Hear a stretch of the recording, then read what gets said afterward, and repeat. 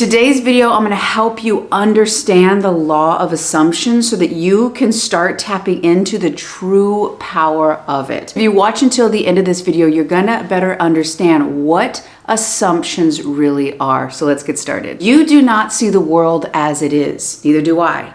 We see the world as we are, and a major part of that are all of our assumptions. No matter what you've been through in your life, how many different experiences that have caused you pain and wounds, and different traumatic experiences that you might not register as traumatic, you're going to see your current reality through those assumptions, heavily based on how you see your worth and how you see your value. Another way to say this is that your past has created potentially unconscious perceptional biases. You have a bias of your perspective on how you see, receive, or put meaning on certain situations. And until you become aware of that, they will continue to run on autopilot. And if you're watching this video so that you can make a change in your life, most likely there is something in your life right now that you want to change. So better understanding this at the depth that is necessary is what is going to give you the power to make the changes that you really want. It's also very important to understand that when something comes into our awareness, some sort of different stimuli, that could be a new person, that could be a job opportunity, whatever it is,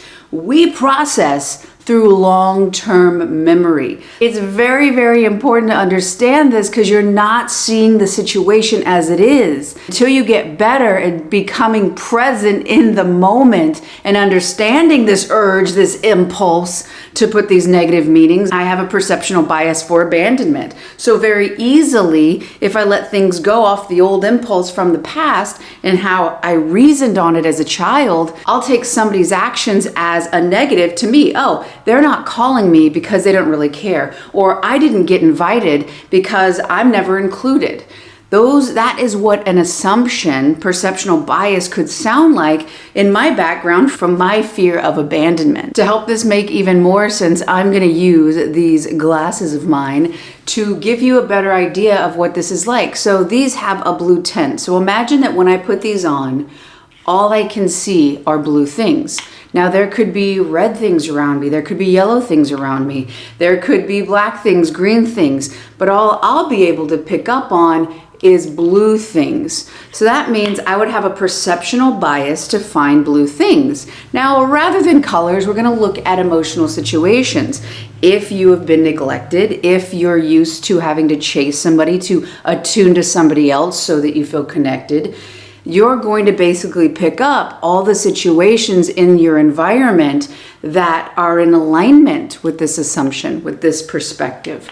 It's not as they really are. It's not all the opportunities because we have about 50 million bits of information coming into our subconscious that it's processing through, and we're only getting 40 bits of that in 50 million to understand in our conscious mind. So if your fear of abandonment, if you feel like you're never going to get what you want, or you always get crumbs, or people are never emotionally available, then maybe you have to work to it to prove to them you are. You will continue to find people, situations, experiences unconsciously because of those filters, those perceptions that you're filtering through. Just like the glasses, you're only going to be able to find what you're looking for, even if you consciously don't want it. So another way you can really start to see the law of assumption is realize it's really the law of perception. So now we got to get really, really clear on what you're perceiving based on your past experience.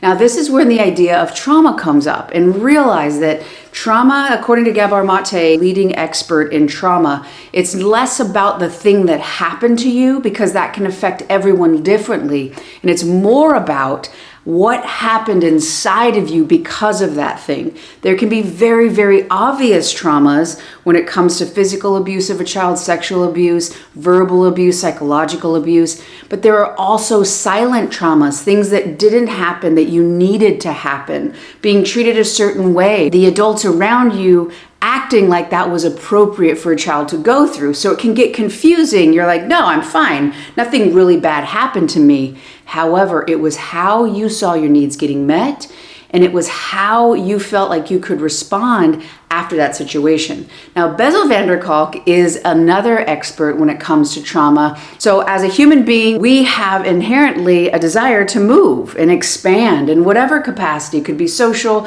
it could be when it comes to love, and also just literally towards our survival towards food.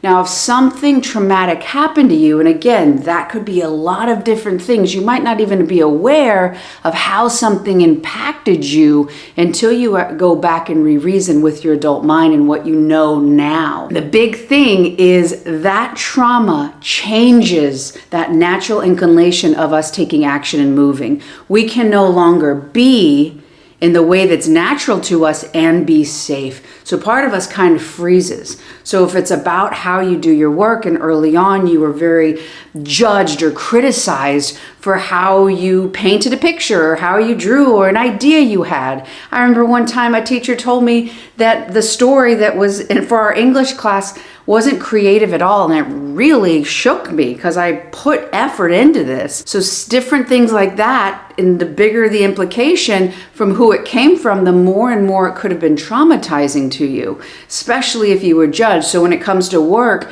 you might freeze because early on when that experience happened, again, it could be a variety of different things. Your limbic system basically got stamped with your amygdala, which is your fear scanner. So there's a stamp, whoa, that hurt, that brought negativity, shame, guilt. Don't do that stuff again. So inside of you in your limbic system, which is outside your conscious awareness, which is like, okay, we're gonna keep you safe, don't worry. It's stamped with assumptions of things that in the past put you in danger, put you in harm's way, emotionally were very disruptive. So you've got to get to the level of assumptions and perceptions of those past traumas, of that past hurt. Whatever it is that you're now moving and detouring how you naturally are.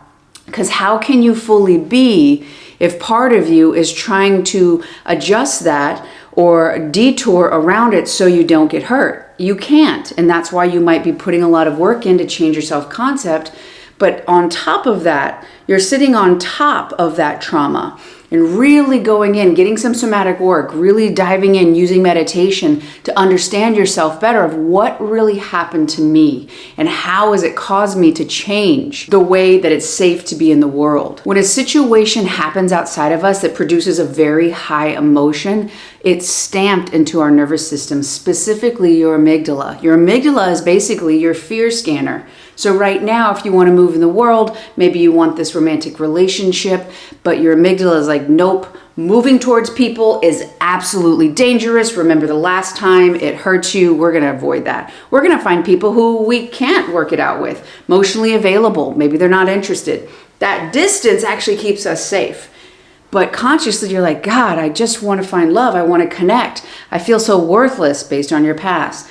Maybe this relationship, I'll feel better, I'll feel loved, I'll feel where I belong. But you keep finding the people who it won't work with because unconsciously those assumptions have filtered through and you found somebody that it won't work out with. And again, these are all potentials.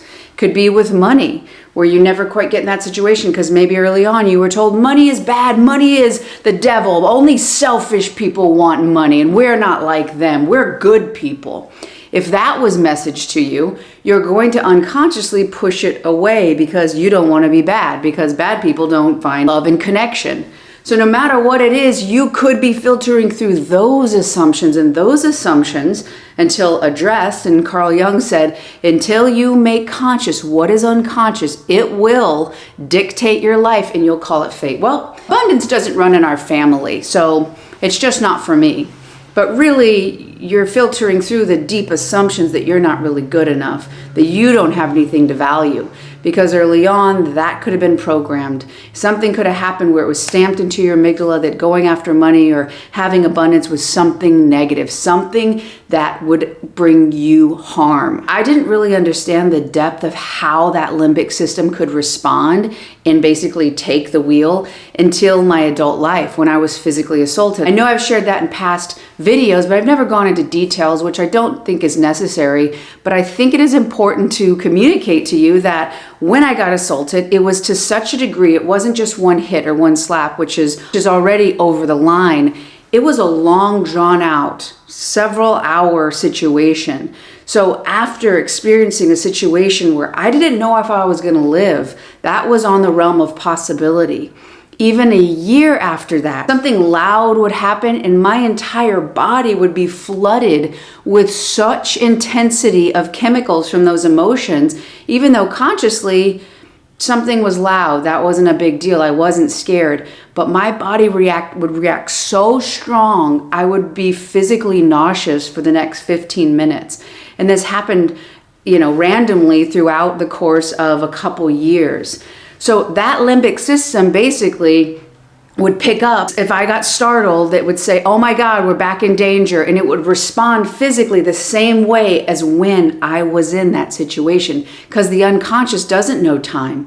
It will respond to the stimulus, and if it gets triggered, it's going to respond in the trauma. So you've got to understand what your assumptions, what your perceptional biases are. Your perceptional biases is what is running your life. There could be an available situation when it comes to a romantic situation, but if you are saying, oh, they're not reaching out because I'm not really that interested, I'm not attractive enough, those meanings are coming from you. Those perceptional bias for abandonment are the assumptions. When you're thinking about the beauty of what Neville Goddard taught us from the law of assumption, you got to understand how it looks present day. The more and more you get real and understand and help yourself heal, get somatic work, do different modalities. There's so many different modalities that you could do. That's when you can be clear of what you really need, who you really are, and how you can now honor what you need and move towards what you really deserve. As you're simply even aware of these ideas and this dynamic, it will help give you more clarity in that moment. To use a law of assumption is not about your conscious assumptions that you know will change your life. Everyone always loves me, I am included. But if you have a perceptional bias of abandonment, and somebody doesn't call you, or you see a group of friends go out and you say, look, there we go. I knew they wouldn't include me. Everyone always leaves me out. Well, that is the depth of the assumption, that perceptional bias that they must not be including me because I'm not good enough. You've got to get clear and say, oh, here's the impulse to self-abandon. And I know that as I shift that assumption, it looks like, hey, maybe I'll talk to that person. I really love spending time with you. I would really love to go and do something for you. Or the story I'm telling myself is that you didn't want me there and you included the people you really care about, and that's why you left me out. This is assuming you feel emotionally safe with this person, and also that this person is emotionally available for this conversation. With that vulnerability, it can open the gateway to authentic connection, what I would imagine what you're really looking for. The more you start to observe the situation and watch for that impulsive meaning, that those meanings are really what the assumptions. Shifting those meanings is how you tap into the power of the law of assumption. The more you do that, the more you'll get a reflection of what you're really worth and what you really deserve. Fully understanding the law of assumption is a great way for you to start being able to change your life. The next step is really being able to tap into the feeling. And this next video is going to give you an understanding of how you know the feeling versus fantasy. Thank you so much for watching. I love y'all, and I'll see you on the next one.